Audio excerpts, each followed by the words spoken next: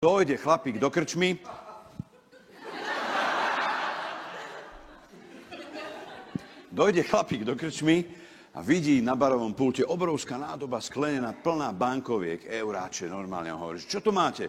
A baron hovorí, viete, čo tu máme takú súťaž tu na, to tam hádže, sú také 3 úlohy a musíte hodiť obnos a keď to splníte, tak celý ten bank je váš, keď nie, tak tie prachy ostanú tam. Koľko tam je? Tak už dosť dlho, nikto to zatiaľ nesplnil, je tam asi normálne nejakých 250 000 eur, to je tam napchaté. No tak idem do toho, nie, že čo tu môžu, tak nevyhrám, nevadí, to musím skúsiť. Dobre, no, tak prosím vás, súťaž je taká, že vypijete fľašu slivovice na X.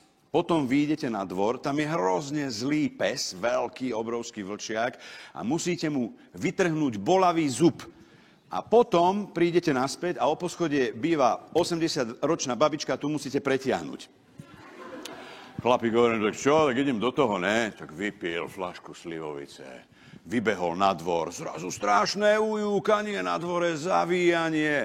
Po 15 minútach sa rozletia dvere a ten chlapík hovorí, že dobre, no, a počúvajte, a kde je tá babička s bolavým zubom?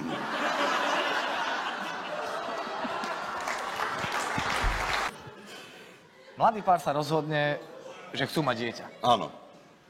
Tak na to skočia, No. nič. Vymieňajú polohy, tak, nič, nedarí sa. Tak začnú googliť, hľadajú na internete nejaké povzbudzovadlá, objednajú, nič, čajíčky, všelijaké homeopatika, kadečo, nič nezaberá. Tak nič sa nedá robiť, musíme ísť k doktorovi.